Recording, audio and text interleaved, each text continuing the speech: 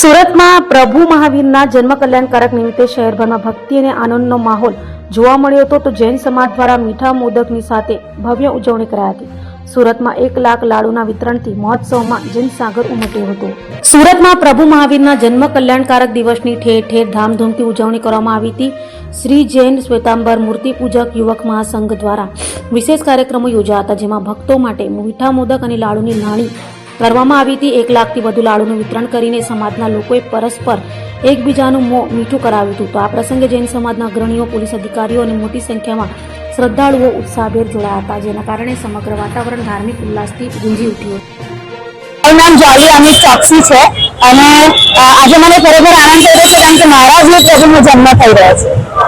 આજે સુરત શહેરની અંદર કઈ જગ્યાએ વિતરણ થયું? આજે સુરત શહેરમાં એક તો અહીંયા પાલથી શરૂઆત કરી છે, પાલ સ્ટાર બજારની સામે, ત્યારબાદ સરગમ શોપિંગ સેન્ટર પાસે અને ત્યારબાદ સ્ટેશન રોડ પર થશે। કેટલા વર્ષોથી પુણ્યનું કામકાજ કરી રહ્યું છે?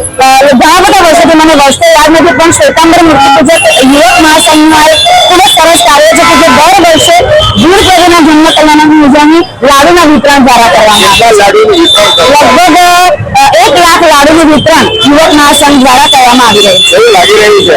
મને તો ખરેખર આનંદ છે કારણ કે હું જૈન કુળમાં અવતરેલી છું અને મહારાજના પ્રભુના જન્મ કલ્યાણની ઉજવણી આ રીતે સુરત શહેરમાં થાય એટલે ખરેખર આનંદ થાય અને થાય।